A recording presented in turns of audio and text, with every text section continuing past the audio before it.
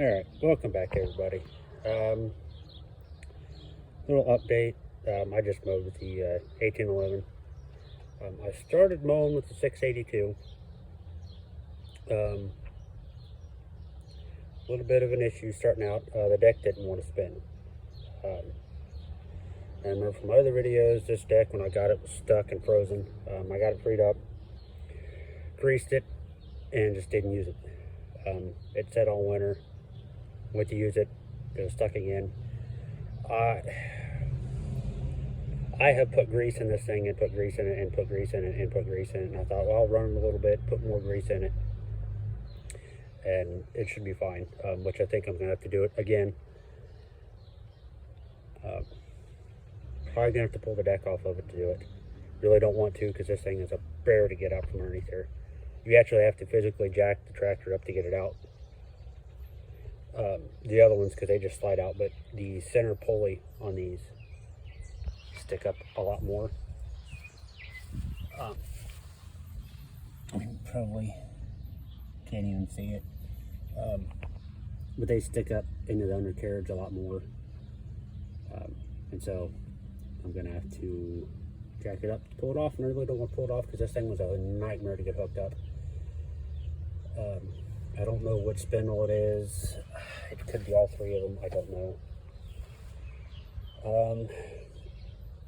It does scalp on one side because it's missing. I'm pretty sure it's because it's missing this wheel. I've tried to find one, can't find one. Luckily, I'm only missing the one. Most of them I'm missing like 3 or 4 or all of them. My guess is they probably hit something with it and it broke. But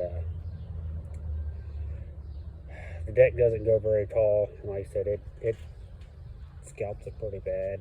I mowed this section here with it, and there's some spots where you see it scalped it. So, but we'll mess with it some more, and she's probably going to go up for sale. I might sit on it a little bit. I might set the price somewhat high for me.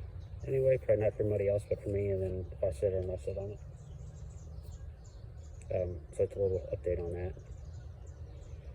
I got to dig the 62 out. It needs an oil change. I'm not exactly even sure what oil I have in that engine, because I'm pretty sure when I just threw it together, it's probably just whatever I had laying at the time. Which probably is like it's probably synthetic that I was running in my truck. It's probably just what was left over.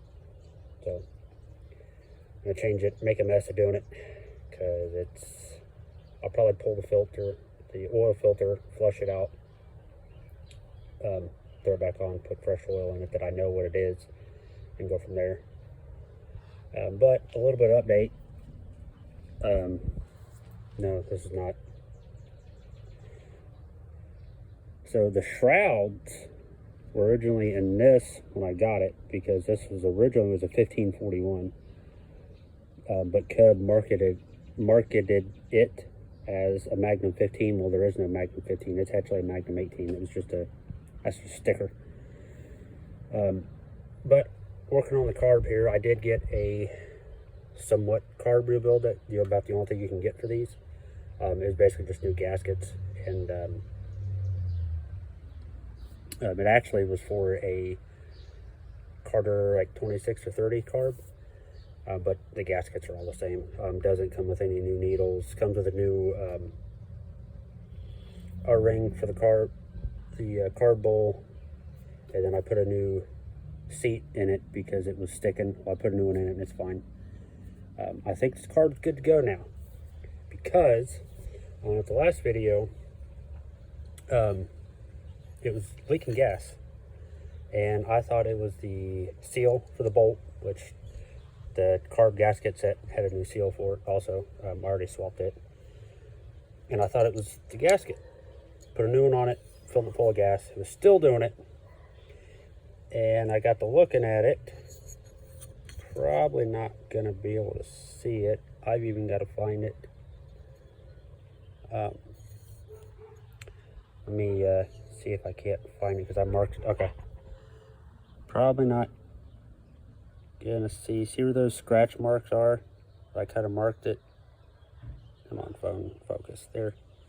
So that top one here, it's actually a hole. There's a rust hole. So yeah, this bowl's no good. I had another one in there, swapped it, put gas in it, didn't leak. So hopefully this carb is actually good.